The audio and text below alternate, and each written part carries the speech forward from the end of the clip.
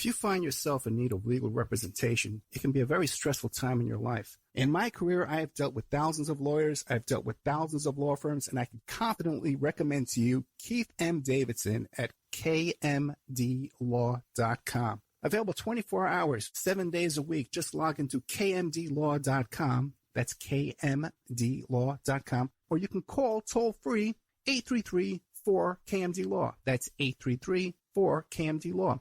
Personal injury, wrongful death, STDs, sexual assault, car accidents. They handle it all efficiently and professionally. It doesn't matter how imposing the opposition may be, because the team at kmdlaw.com are battle-tested and fierce. They will not stop until justice prevails. Go to kmdlaw.com or call toll-free 833-4KMD-LAW. If you're in for the fight of your life, stop screwing around and contact KMD Law. Before Epstein was the Franklin cover-up. Before that, the Finders. And long before that, the Cleveland Street Scandal. Pedogate Primer is a concise intro and overview of a growing child abuse epidemic worldwide. It features shocking instances of institutionalized and organizational pedophilia throughout history. Churches, cults, the world of arts and entertainment, the government, NGOs, charities, and major corporations are all complicit or culprits in many instances. Pedogate Primer delves into material that for many may seem like the stuff of conspiracy theories. For this reason, the book draws on academic resources, declassified documents, and other reliable sources, and steers clear of conjecture. Such shocking true stories need no embellishment. Emailrevealer.com. People ask me all the time, hey Ed, are you still a private investigator? I sure am. Go to emailrevealer.com. We handle adoption investigations, infidelity investigations, where you give us your spouse's email address. We trace it back to online dating websites, catch them cheating online. Email tracing, locate or identify somebody from as little as an anonymous email address. Someone owe you money? Back child support? We can find that deadbeat, locate his hidden assets, locate his hidden bank accounts, find his current place of employment, and even assist you in obtaining a judgment and recover that judgment for you. Emailrevealer.com. Digital forensics, computer forensics, cell phone forensics, recover deleted text messages. Create a report that you can use in court. Emailrevealer.com, 800-572-9762. The Opperman Report is brought to you by Aquadam.net. You can give them a call at 707-764-2119. A flooded home is never easy to deal with. You're left with the mess to clean up, the insurance companies to deal with, and not to mention all the memories, the precious memories that are lost in the flood. You can never replace those. And Aquadam can be a tool in your arsenal to protect your home and property from the floodwaters. The cofferdam is filled with water to control water and is reusable as long as it's taken care of. It can protect your home or business from rising floodwaters like a dam, but without the beavers. It can also be used in construction. If you need an area to be dewatered, an Aquadam can do the job. An Aquadam was used at SeaWorld in Orlando for the Mako roller coaster ride during the coaster's construction by dewatering the work area. An Aquadam is now dewatering the work area at San Antonio SeaWorld for their newest roller coaster ride. An Aquadam has been used in many construction projects all around the U.S. and all around the world. Now give Aquadam a call, 707-764-2119. You can look them up online at aquadam.net. You can find them on Facebook at Aquadam Inc. You call them up, you email them, you tell them Ed Opperman sent you, and they're going to take 10% off the price. Aquadam.net, 707-764-2119. It's the Opperman Report. Join digital forensic investigator and PI Ed Opperman for an in-depth discussion of conspiracy theories, strategy of New World Order resistance, high-profile court cases in the news, and interviews with expert guests and authors on these topics and more. It's the Opperman Report. And now, here is investigator Ed Opperman.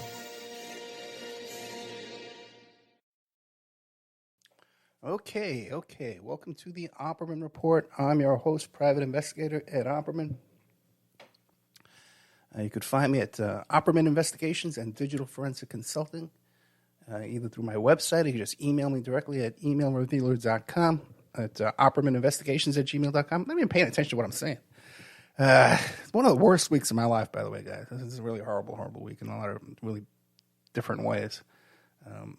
Obviously the worst weeks of my life is all that stuff with the custody battle with Vic.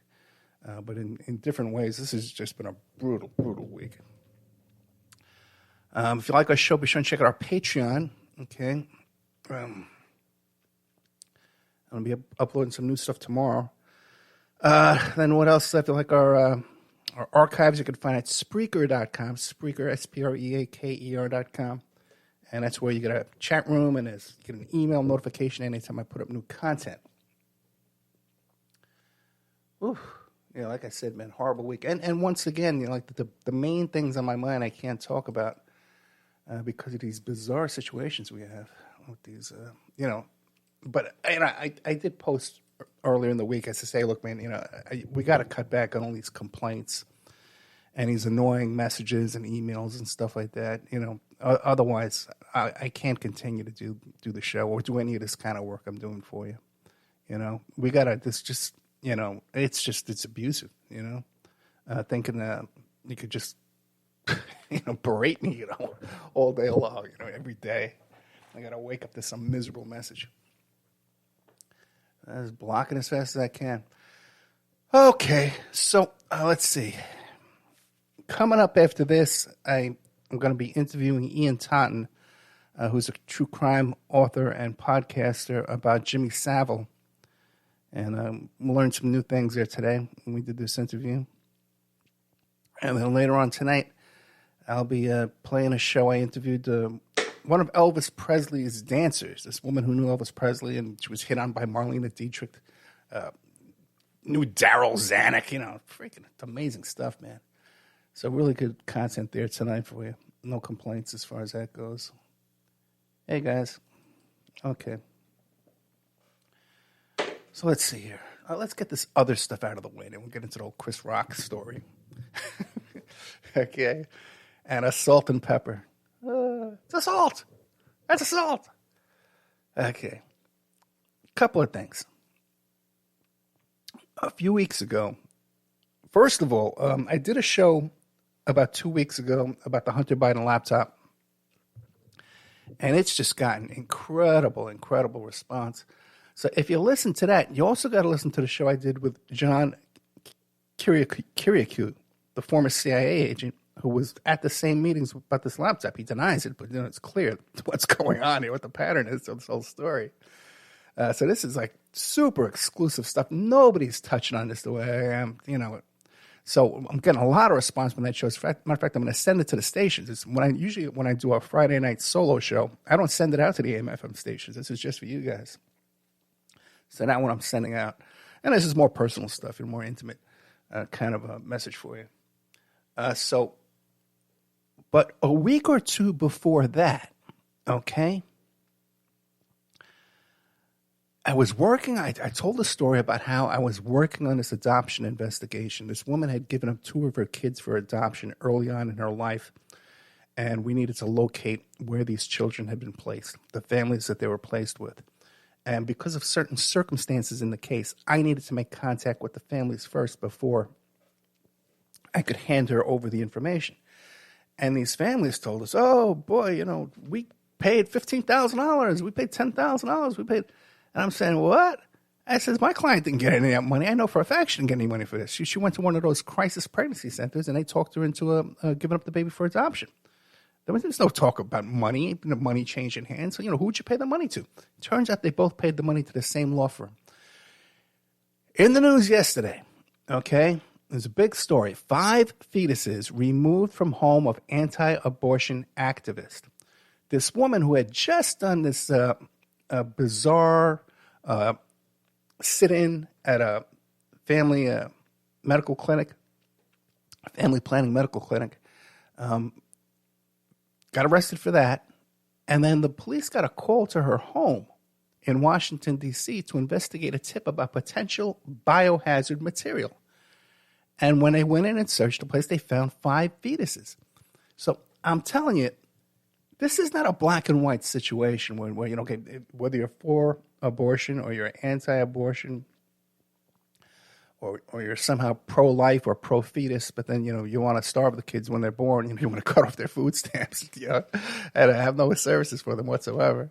So you're pro-birth, I'm telling you, there's trafficking and all kinds of shenanigans and all kinds of evil behavior on both sides of that issue. And I've done many, many shows about the adoption industry in the United States here. With these secondary adoptions, I don't even want to talk about them, but they're done with they're called failed adoptions, okay, or broken adoptions, okay? And then when these parents who adopt these kids and then they decide they don't want them, they put them on the secondary market, and there's very little paperwork. There's no vetting whatsoever. They're being handed over to child traffickers and people with sex offender convictions. No paperwork, no nothing. It's the bare minimal of paperwork that you could sign them up to school and you could take them to the doctor's office and put they have possession of these kids. It's really a crisis in this country. So keep an eye out for all that. 5 fetuses removed from an anti-abortion activist home. Okay, so I hope, and it's not like this woman and her activist organization came out with a press conference immediately to explain the possession of these fetuses. What's the chain of custody of these things? What's going on here? They seem to be, keeping quiet. The other big news for today is no new trial for Ghislaine Maxwell. Okay, so before we start doing backflips and cheering for that, she still has more appeal opportunities to appeal that what I believe is an error. Okay, and I believe she will have these get a new trial. I think she's going to get a new trial. Ultimately, she may do like 5 years or so, and then she'll come out. They'll give her a new trial for these errors in this trial here. So, but a short-term victory. At least we can cheer today. But that doesn't mean you relax, and you let up the pressure. As a matter of fact, I'm doing an interview with this fellow named Dylan, Mr. Dylan. What is this? Martin Dillon, who wrote the book, The Assassination of Robert Maxwell, Israel's Super Spy. And so believe it or not, I contacted this guy like 8 years ago. And he agreed to come on the show, but I guess we dropped the ball and we never interviewed him. And so I found him again. He doesn't remember me. But he says, Ed, I'm happy to do an interview. I tend to turn down these interviews, but I was told that your program is a standout. So let me know what's the best time to schedule. So that was very complimentary. That made me happy. Imagine that. Someone who's talking to me who's not complaining and not wanting some kind of free work or give me a chore to do. Hey, Ed, fetch me this guy's phone number. Hey, Ed, what do you think of this guest you had on 10 years ago? Ed, oh, God. All right. Let's start with assault and battery, assault and pepper. Okay. Everybody's watching. I don't know if you've heard this or not, but there was this little incident at the Oscars where Will Smith marches up on the stage there first. I don't know if he cursed him out first and says, "Keep my wife's name out of your Emma effing mouth," or he said that after he slapped him or before he slapped him. And it's important to know what she did first, okay? And you start seeing all these people posting on Twitter and Facebook saying, that's assault. That's criminal assault. And I would be arrested for assault if I had done that, and this is an assault. Okay. There's some fascination here in the United States with that's assault. Okay? And if you touch me, that's assault. And if you touch me, I can defend myself. And then I'm going to attack you and beat you up and kill you. If you just touch me with your finger. That's the rule. It's like a home base line where two kids you draw a line in the sand, or you say, well, this is going to be home base. When I get here, I'm safe. Okay. People in America, the average person, okay, and you see this all the time in bar fights, or you see me on YouTube, people fighting on YouTube, these Karens and stuff like that. One of their main things that they love to yell out is, that's assault. If you touch me, that'll be assault. But guess what? That's not assault. Okay? That's not assault. An assault is an attempted battery, okay? Is where you attempt to put your hands on somebody violently, where you scream at them, you intimidate them, you approach them aggressively to put them in fear of their own life and of their safety, Okay? So if I were to see someone on the subway and I run up to them and I start getting in their face and screaming at them and pulling my fist back like I'm about to hit them, that's an assault. That right there is an assault. Okay? Now, when you have two people, now if I actually hit them, it's assault and battery. Okay? If I just walk up and hit them, it's just a battery. Okay? And by the way, battery is the more serious crime than assault. Did you know that? Okay? All right, because when I started trying to point this out to people and say, well, that's not an assault, it's a battery, because he actually hit him. The assault part was when he's cursing at him and marching up on the stage there in this threatening manner. Okay? So it was assault, and then it was a battery, which is why you often hear assault and battery. Okay. Right? So when I start telling people, hey, man, it's not an assault, it's a battery, people say, well, because people in their head think that assault is worse than a battery. Okay? Because I guess from TV and movies and stuff like that, when it was, it's a first-degree assault, a criminal assault. Right? Assault with a deadly weapon. All this stuff, right? But it's not assault. It's a battery. Okay? All right? Now, you'll sometimes see these YouTube Karen videos, right, where they're both screaming at each other, okay? And if you touch me, that'll be assault. And then I'll be able to beat you up and do whatever I want to because I'm in the legal right. Okay, I'm on home base. Okay, because you touched me with your finger, which is an assault. But they're screaming back and forth and making these threats that they're going to do this stuff to each other. Guess what? They're both committing an assault. They are both committing an assault against each other. Now, cops won't arrest under those conditions. And I say, well, we're going to arrest both of you for committing an assault on each other, okay? Because they don't want to be bothered with this crap. So unless you're really drunk and there's a problem, you're probably going to walk away, even if you call the cops yourself. So when you're screaming at each other that if you touch me, then I'm going to be able to break your neck and do whatever I want to, that's an assault. That's an assault right there. So if one person cowers down and backs down, if the cops come to you, right, and he says, hey, man, this guy's threatening me. He's swinging his arms around. There's spit coming out of his mouth. He's telling me he's going to kill me. He's going to do this. If I don't behave, I'm in trouble. The cops are going to ask you, well, are you in fear for your life? Are you afraid? And most people will say, no, I'm not afraid because if he touches me, then I'm going to defend myself. Right? But then you've just thrown away your case. Okay, now you're not going to get an arrest. When they ask you, are you afraid? You say, yes, I'm afraid. I'm so afraid. You have no idea. I'm afraid for my family, my friends. I'm afraid for my property. I'm terrified. Thank God you're here, officer. Okay, they love to hear that. Thank God you're here to rescue me, Superman.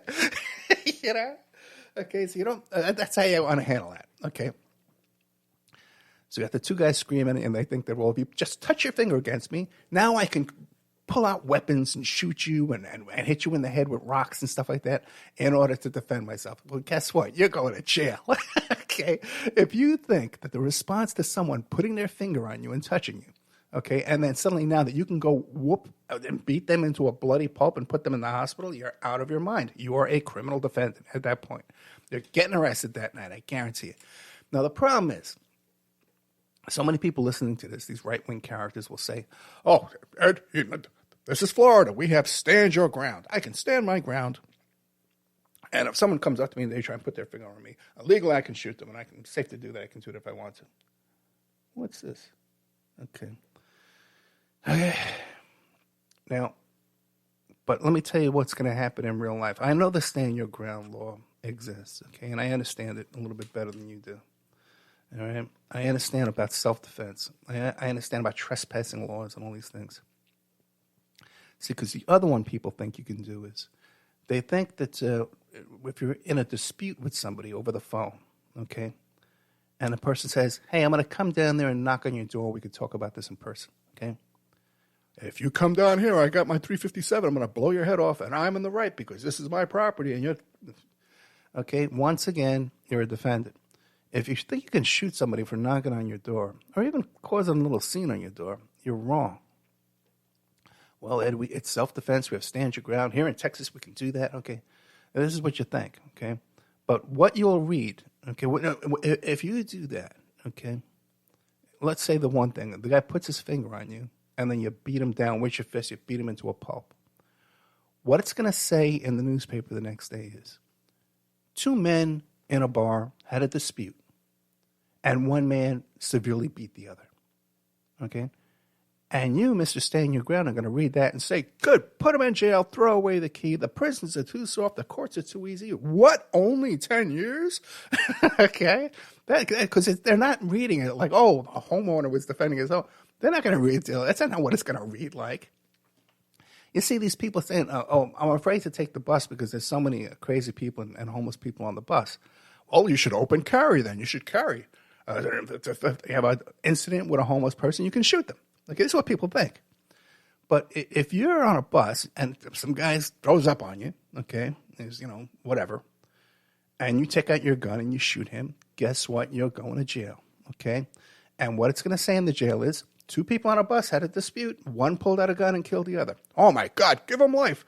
We should have the death penalty. You see, people love to put themselves in a position where they're against their own self-interest, okay? There's something fascinating about that going on in this country.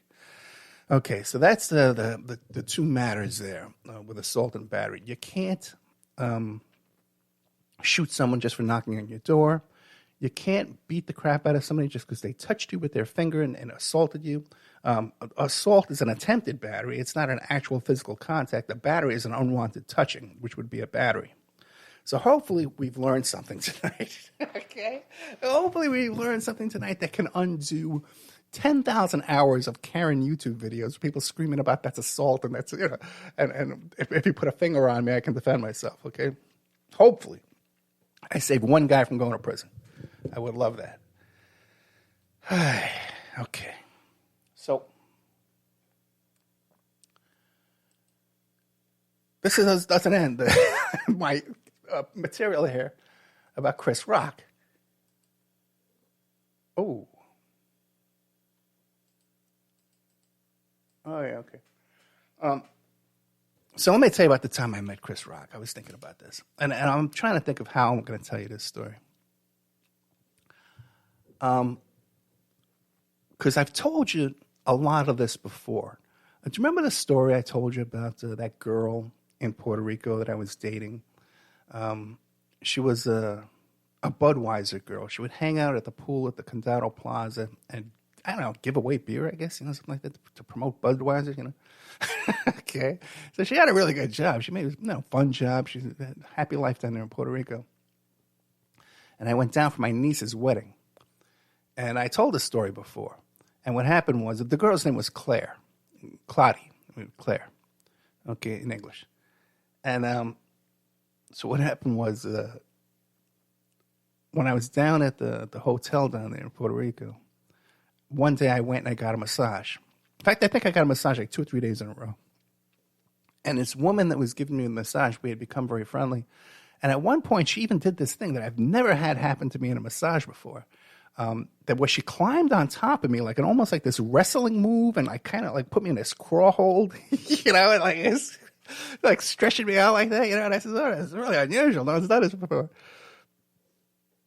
So I tell her, "Listen, my niece is getting married here in this hotel this weekend. I'm going to be down there. Why don't you come by, and we'll have a drink together? Because I'm down here without a date. I forget what happened when I went down to Puerto Rico without a date for this wedding. But I just went down without a date, whatever. So, but what happened was at the wedding, in the wedding party, because I was in the wedding party, was this girl, Claire. And we were sitting at the same table, As a matter of fact, this guy even rigged it so that we'd be at the same table. Because as soon as I saw her, I fell in love with her. And I remember giving her my business card, and she was staring at it for a long time, like, sizing me up and stuff like that. And I looked good. I looked good in those days. I was in great shape, had good clothes. All my hair wasn't gray yet. Okay. I had 2 good arms. Hey, what a week. So, it went very, very well. And so we're sitting there at the table, we're hanging out, we're drinking. And then at one point, we're dancing. And the groom shows up, and he comes behind me, and he taps me on the shoulder, and he says, "Ed, your other date is here." Okay. Now I don't change poker face. Okay. I don't change my expression. I look over at the table and I see the masseuse sitting at the table. She's all dressed up to it, all excited about this big date. But I don't miss a beat. Okay. I don't miss a step. Okay. In my dancing. Right. And after the dancing, the music stops. I said, so, we have this other girl sitting at the table. And I says, excuse me, I need to talk to this woman here. I met her the other night. I invited her to come down for a drink. I just need to have a quick drink with her and talk to her for a second. And give her the old heave-ho, right? So this is the same girl who was with me when I tried to buy the Coke from Chris Rock. Okay? Because what happened was we had this very passionate love affair. And the plan was, I think she was either coming down to visit. No, yeah, that was just a visit. That was a visit. That wasn't the move down. This poor girl,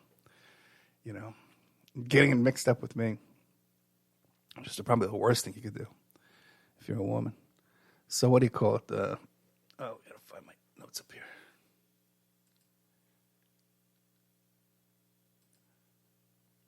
So on one of the trips down, I took her to Manhattan, to the comedy clubs, because I used to enjoy to go to the comedy clubs back in those days.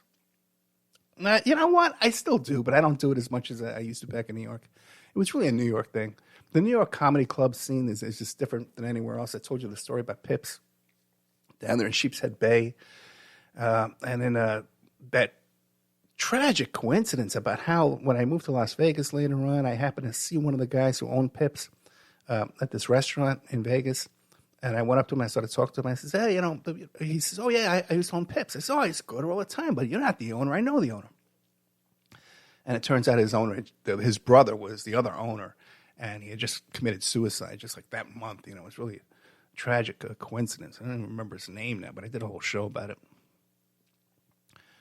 So I take her to, I think it was the Comedy Cellar is where it was, okay, in New York City. And I recognize a couple of other comedians there, but then who is not headlining, but Chris Rock, okay? And this was around, it was before, it was around in the mid-'90s, like 95, 96. So Chris Rock, when you saw him, you recognized him already. You know who he was. You knew he was a comedian, but he wasn't the big superstar that he is now. And this is a small, intimate club. So, and he's like trying out new material before he takes it on the road to the bigger. He wasn't headlined or advertised to be coming in. He was working out new material. So, and he was doing real good.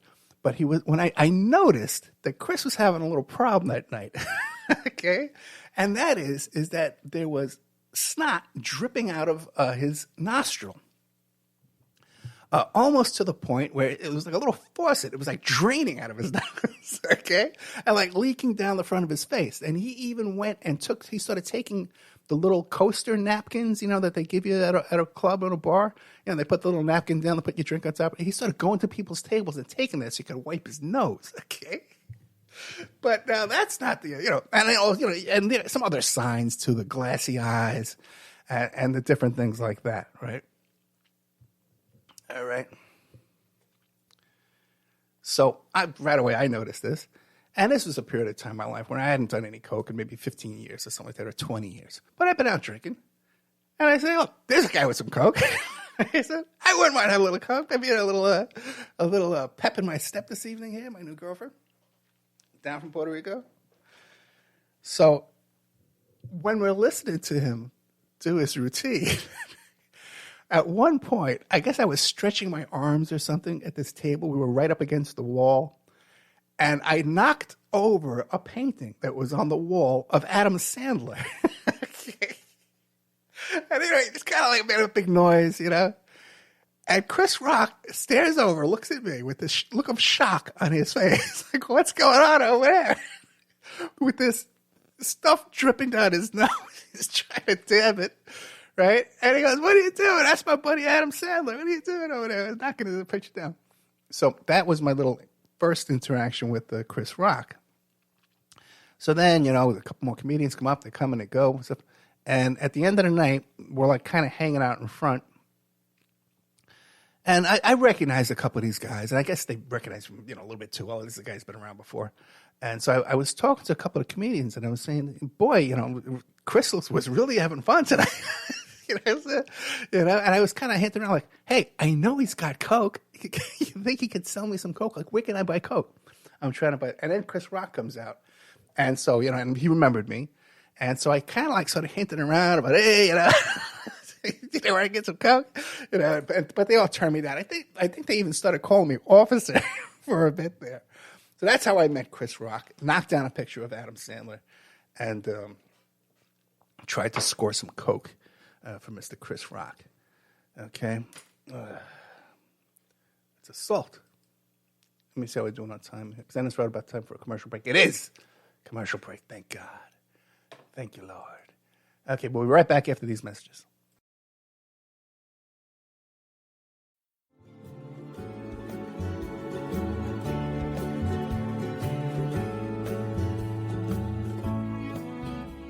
And now a word from our sponsors.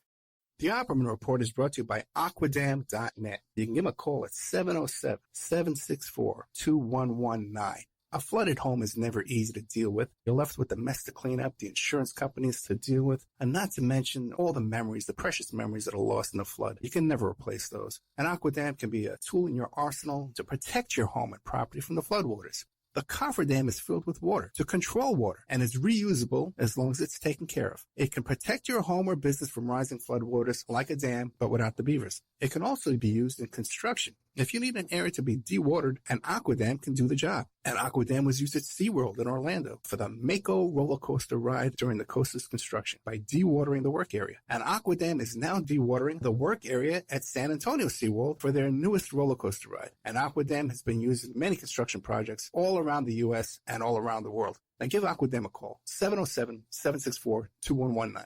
You can look them up online at aquadam.net. You can find them on Facebook at Aquadam Inc. You call them up, you email them, you tell them Ed Opperman sent you, and they're going to take 10% off the price. Aquadam.net, 707-764-2119. If you find yourself in need of legal representation, it can be a very stressful time in your life. In my career, I have dealt with thousands of lawyers, I've dealt with thousands of law firms, and I can confidently recommend to you Keith M. Davidson at kmdlaw.com. Available 24 hours, 7 days a week. Just log into kmdlaw.com. That's kmdlaw.com. Or you can call toll-free 833-4KMD-LAW. That's 833-4KMD-LAW. Personal injury, wrongful death, STDs, sexual assault, car accidents. They handle it all efficiently and professionally. It doesn't matter how imposing the opposition may be, because the team at kmdlaw.com are battle-tested and fierce. They will not stop until justice prevails. Go to kmdlaw.com or call toll-free 833-4KMD-LAW. If you're in for the fight of your life, stop screwing around and contact KMD Law. Before Epstein was the Franklin cover-up. Before that, the Finders. And long before that, the Cleveland Street Scandal. Pedogate Primer is a concise intro and overview of a growing child abuse epidemic worldwide. It features shocking instances of institutionalized and organizational pedophilia throughout history. Churches, cults, the world of arts and entertainment, the government, NGOs, charities, and major corporations are all complicit or culprits in many instances. Pedogate Primer delves into material that for many may seem like the stuff of conspiracy theories. For this reason, the book draws on academic resources, declassified documents, and other reliable sources, and steers clear of conjecture. Such shocking true stories need no embellishment. It's the Opperman Report. And now, here is investigator Ed Opperman. Okay. Welcome to the Opperman Report. I am your host, private investigator Ed Opperman. Yeah, salt and pepper. Did I spell it right? It's a salt and pepper. Let's see. From the Opperman Report. You can find me on Twitter and Instagram at Opperman Report. We just got a Patreon. Someone just signed up for Patreon. Let me see. That was a pretty good one. It's like a year's. Let me see if I can find it. Mr. Well, if I say the name, Wanda. Miss Wanda. Okay. When I say that full name, I mean, people recognize that name right away. So thank you so much. And this comes at the best time, too, guys, man. We got all these problems. Vic's college is not going to provide her with dorm housing for her final year. So we got to go rent an apartment in D.C. You know what? Maybe I should just move up there for a year with her. Probably be the best solution. We'll figure this out. But and the kid's doing this all on her own, man, finding her own apartment. I guess I did it when I was 21. I moved out when I was I bought my first condo at 19. So I guess it's kind of easier to buy than it is to rent. If we got all the paperwork correct, So anyway, so thank you so much for that membership there. It really helps move things along. So I was telling you about how I met Chris Rock and this girl, Claire, who, what a nightmare it was for this poor girl. So beautiful. Smart girl, but to get mixed up with a nut like me, which I think I got to start warning every woman about that. I just think it's no hope for me, man.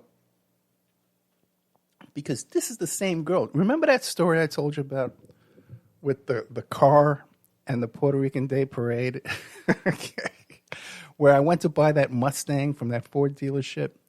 And when we went to go buy it, beautiful Mustang convertible, and brand new off the showroom, And then when we went to buy it, it was 98 degrees in New York City, which is very hot and humid for over there. So they were too lazy to go out and inspect the car I was trading in. And when we went down there to pick up the car, all the paperwork was done. We were already registered with the DMV. We already had temporary tags in there. It was my car.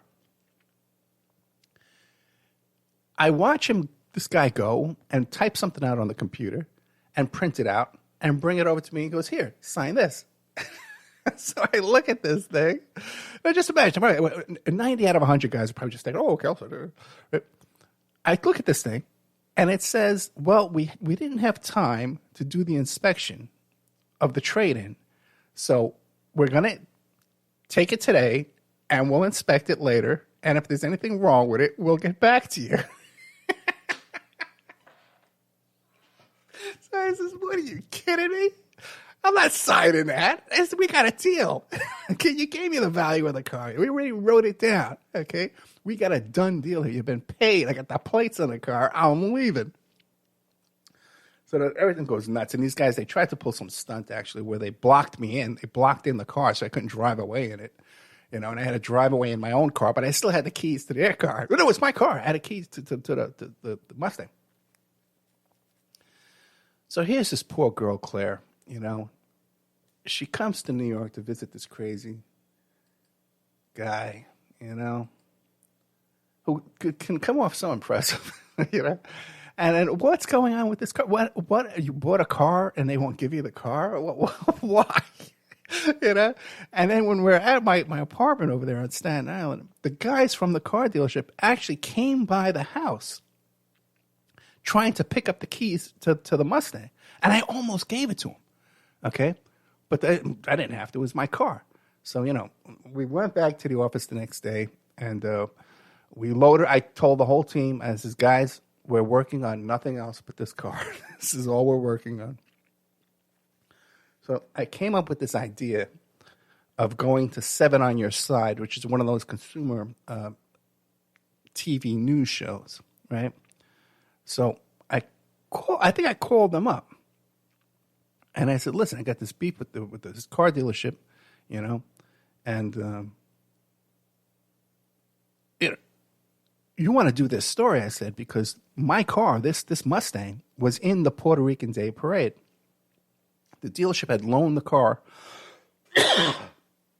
to the Puerto Rican Day Parade, and I think it was like Miss Puerto Rico was sitting on the car in the parade. And they showed me pictures of it and stuff like that. I said, so you have video of this car in the parade. So when they heard that, they were so excited. They said, yeah, we definitely want to do this story because we already got video and it's in the parade. We'll go away. And you sure you're getting ripped off? The guy's ripping you off? I said, yeah, man, I got to go to all paperwork. So they says, okay, write everything down and fax it over to us. Okay? So I type out the whole thing, we read like the whole story, right? And then I tell Christy, okay, my office manager, Christy, take this and fax this to this number right here. 7 on your side. We're getting some action here. Okay. So she faxes it. About 15 minutes later, I get a call from the car dealership. And they start reading this thing, right? That I just wrote. They're reading it word for word. What are you what is this? We blocked you in. We tried to take your keys. We came to your house in the middle of the night. I says, yeah, all that stuff happened, man. That's all 100% real, right? I says, how'd you get that? Because you faxed it over to us. So Christy, by mistake, faxed it over to the car dealership instead of the 7 on your side. But in her defense, I think I gave her the wrong number. I don't think she looked up the number. I think I just pointed at one of the numbers and she just sent it over there. But it wound up working. Okay. I had also gone to my lawyer and he was friends with the owner of the place, so we worked it all out. And how we worked it all out too is, this is, we'll give you your car. We give you your car. You trade in, the car you traded in. You're right. Everything you said was correct. We have a deal. He says, what can we do to make this make this end? And it was kind of funny too, because at the time too, I was opening up an office supply business, a used office equipment business too at the same time. I had the beeper company, all kind of stuff going on. So I had bought all these big, giant fax machines, these big ones, the corporate ones. So when the guy from the owner now of the car dealership calls me up at home, it was like on a Saturday morning, and he wants to work this out with me. I said, look, can I call you back, man? I've been carrying these fax machines upstairs. So this guy, he already got this fax by mistake. Now he's saying, what is this guy doing? He's buying extra fax machines. He's going to fax the whole country. This story about my business, trying to rip him off. So we won that. But the moral of the story is this poor girl, Claire, who leaves Puerto Rico, just wants to have a nice boyfriend who's going to take care of her. He seems like such a nice guy, And then meanwhile, here I am getting into fights with car dealerships. What do you call it? First of all, when we meet, I have 2 dates for our, on the day we met, I had 2 dates, And by the way, too, that chick was crazy. That chick was stalking me the whole night. She left like 30 messages on the hotel voicemail. She was leaving messages on my,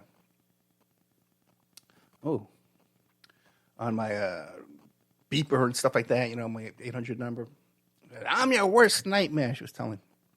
So this poor girl, Claire, had to put up with all this stuff with me, all this different times and occasions, the Chris Rock thing. There was another time, too. Oh, my God, I forgot about this. There was another time, too. Because when she would come down, we would drink a lot and we'd party a lot. So you know how sometimes you drink too much and you get blood in your stool? You look down in the toilet, there's some blood in there with your poop. So this was happening to me. And it was one of the worst times I've ever had that happen to me in my life. So she kept telling me, you need to eat some rice and some hot soup. And then you don't drink anything cold after that. You eat the hot soup and the rice, and then nothing cold after that. You just don't eat anything else. And I said, what are you, crazy? I said, what are you in your Puerto Rico bruja, home remedy, witchcraft, rice and soup? I'm sick. I could have intestinal, internal bleeding here. I'm dying over here. You're telling me I need a doctor. I need a real doctor I can go see. None of your Puerto Rican home remedies. I'm outraged. So I go to see the doctor, right? And too, there was this whole thing too, where one night we were out and I had to go find a toilet, man. I went to these different bars and restaurants and stuff like trying to find like a clean toilet I could use. I couldn't find anything. It was this whole nightmare of the situation. This poor girl. So I go to the doctor and he does the, the smear, all that stuff they do, they check it to see if there's any kind of, and he goes, well, yes, you you've been drinking a lot, you've been partying a lot, you got whatever that is and causes blood in your stool. I was, okay, doc, so what do I do? He goes, well, I want you to eat some rice, some white rice, and some hot soup. And I said, what? Did she call you? What are you talking about? What do you mean? Look, I'll eat the soup. I'll eat the rice. Okay. But I'm leaving this office with a prescription. Okay. I cannot go back to this woman and admit that I'm wrong. She had this way of like, when I would talk, like nodding her head, at me, like in this kind of like superior way, God. Anyway, I wonder what's happened to her. What has become of this beautiful young woman? We got as far away from me as possible. Okay. What's this? Season 1 was how much? Let me check that. Boy, it's been so busy here, man. You have no idea. I'm taping again with Amy Villela. $19. Okay. Running for Congress in Nevada. And she's been a Bernie surrogate and stuff like that. She was Bernie's Medicare for All surrogate, So we have her coming on, too. And then this woman, this reporter in California, it's at war with the L.A. Sheriff's Department. I'm trying to get her to come on. I can't understand what's going on with that, what the big problem there is. So that's about all I have for you tonight. Okay, we covered the assault and battery stuff, the assault and pepper. We covered buying the Coke from Chris Rock. We covered the fetuses winding up in his apartment here. And we covered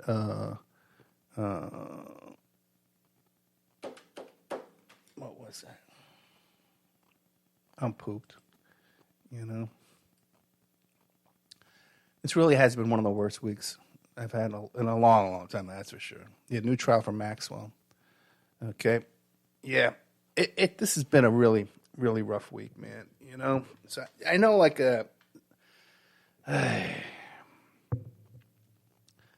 I know I got some crazy, dangerous people out there, messing with me, and I don't even mind that bunch so much. But there's a couple of you characters out there that think you're funny, they think you're funny, and you're doing some kind of shtick. If you could just give me a break for a couple of weeks, because if not, I'm going to track you down and break your neck, okay? That's the next thing, the next step here, all right? And, you leave me no choice, So that's what's going to happen with that. So keep that in mind. I had a whole thing I was going to talk about here, too. There's a couple of things I have coming up that we'll get into. Oh, boy. All right, coming up after this will be Ian Totten about, what's his name? Jimmy Savile. Okay? Good night.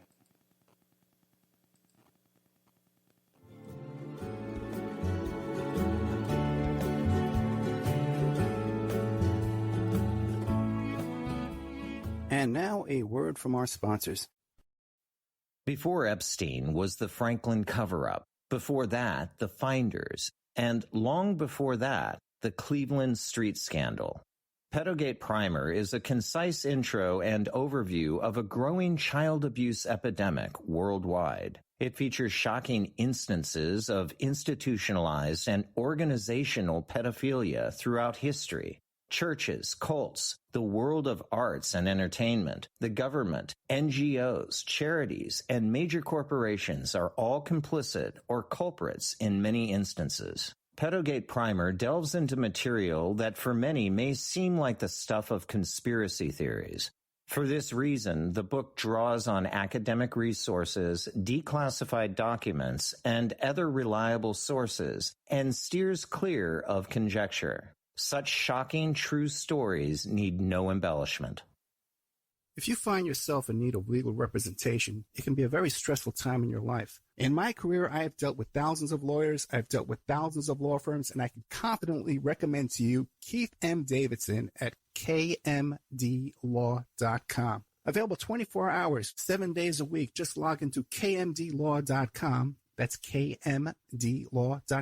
Or you can call toll-free 833-4KMD-LAW. That's 833-4KMD-LAW.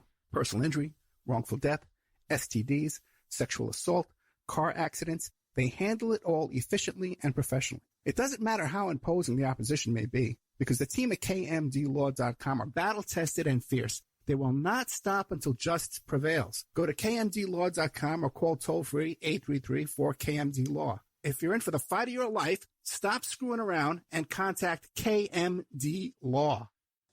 The Opperman Report is brought to you by Aquadam.net. You can give them a call at 707-764-2119. A flooded home is never easy to deal with. You're left with the mess to clean up, the insurance companies to deal with, and not to mention all the memories, the precious memories that are lost in the flood. You can never replace those. And Aquadam can be a tool in your arsenal to protect your home and property from the floodwaters. The cofferdam is filled with water to control water and is reusable as long as it's taken care of. It can protect your home or business from rising floodwaters like a dam, but without the beavers. It can also be used in construction. If you need an area to be dewatered, an Aquadam can do the job. An Aquadam was used at SeaWorld in Orlando for the Mako roller coaster ride during the coaster's construction by dewatering the work area. An Aquadam is now dewatering the work area at San Antonio SeaWorld for their newest roller coaster ride. An Aquadam has been used in many construction projects all around the U.S. and all around the world. Now give Aquadam a call, 707-764-2119. You can look them up online at aquadam.net. You can find them on Facebook at Aquadam Inc. You call them up, you email them, you tell them Ed Opperman sent you, and they're going to take 10% off the price. Aquadam.net, 707-764-2119.